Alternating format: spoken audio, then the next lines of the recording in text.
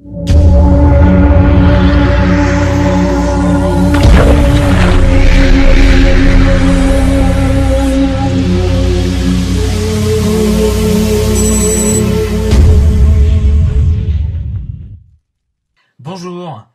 aujourd'hui je vais vous parler d'un navigateur de fichiers multimédia audio, vidéo et son qui s'appelle donc Media et que les utilisateurs de Drupal Gardens ont peut-être déjà utilisé, qui va vous permettre donc très facilement d'envoyer tous vos fichiers sur votre installation Drupal 7, de pouvoir les gérer et surtout bien sûr de pouvoir les ajouter à vos contenus.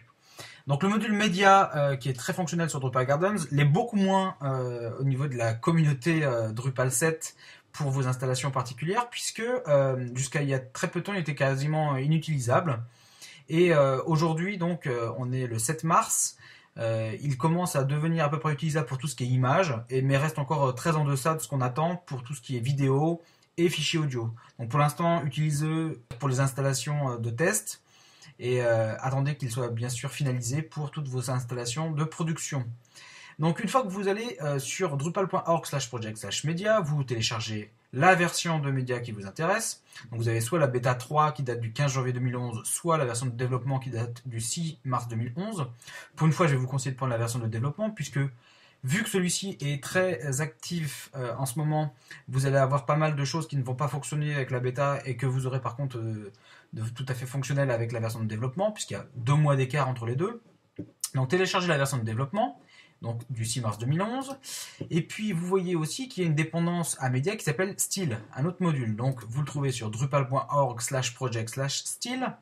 Et pareil, version activement développée, un petit peu plus avancée. Il y a même une version recommandée en alpha qui date du 18 janvier. Mais pareil que pour le module Media, je vais vous conseiller pour l'instant de prendre la version de dev qui date du 25 février 2011, puisque Media et Style sont très étroitement liés. Autant prendre les dernières versions de développement puisque de toute façon vous n'allez pas les utiliser en production. Et par contre vous allez avoir pas mal de bugs qui seront résolus depuis le mois de janvier. Donc Media et Style indissociables. Et je vais vous faire aussi en avance télécharger un autre module qui s'appelle Media YouTube que vous trouvez sur drupal.org/project/media_YouTube qui va vous permettre, comme son nom l'indique, de pouvoir ajouter au module Media des vidéos YouTube. Parce que je vais vous expliquer qu'il y a quelques petits bugs qui font que pour l'instant il faut passer par ça. Donc, une fois que vous avez téléchargé tous ces modules-là, vous les envoyez comme d'habitude sur votre installation Drupal 7. Moi, c'est ce que j'ai fait. Et je me retrouve donc avec quelques modules à activer. Donc, j'ai WYSIWYG, comme d'habitude, que vous connaissez déjà, qui va être nécessaire pour pouvoir ajouter le petit bouton de Media. J'ai donc Media. J'ai Media Internet Sources qui vient avec le package de Media qui va me permettre, comme son nom l'indique, de pouvoir récupérer des médias depuis des sources Internet. Et puis j'ai Media YouTube dont je vous ai parlé qui va me permettre d'ajouter des vidéos YouTube.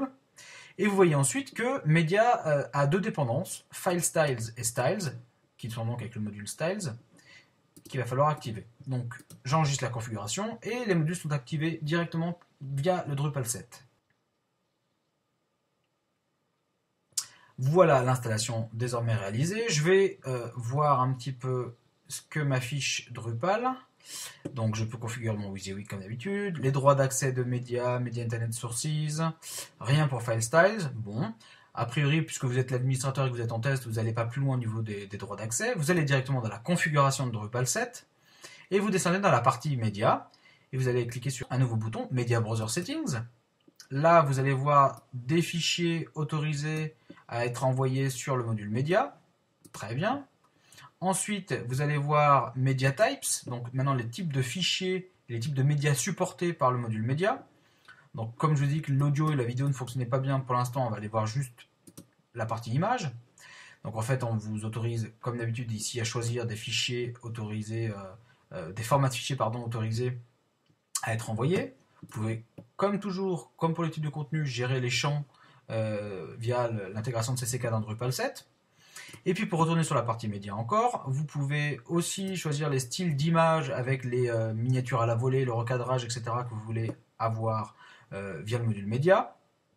Donc ça c'est des options assez courantes. Peu de choses à dire là-dessus, sinon que on préfère passer directement à l'ajout de contenu pour voir comment fonctionne l'intégration.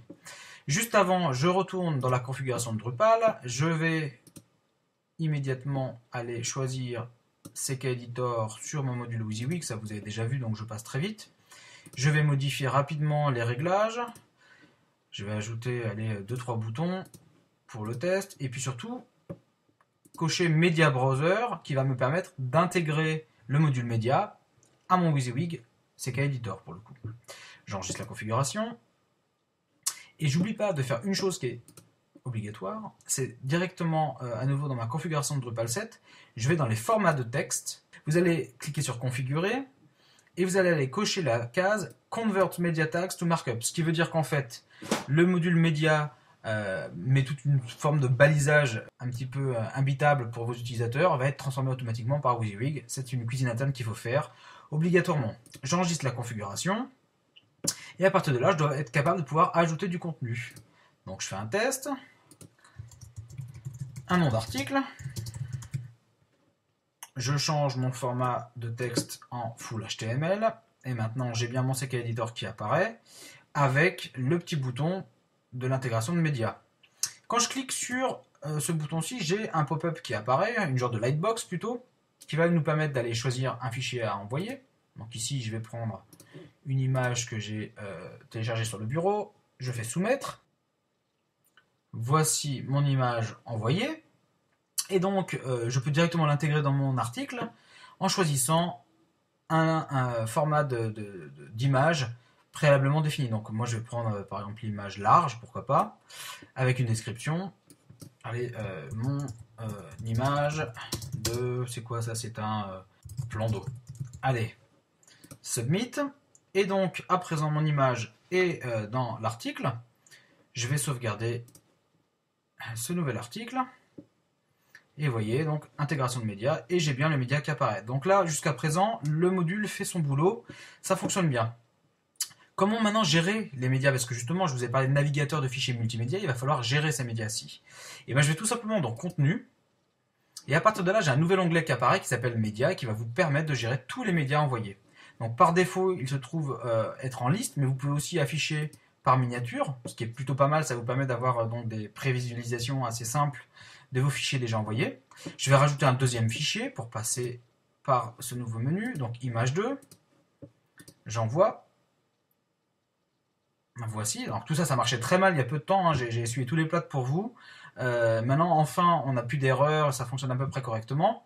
Et à partir de là, vous pouvez, en cliquant sur une case à cocher ici, sur des images, avoir des opérations à la volée, multiples ou non, qui nous permettent de supprimer par exemple l'image.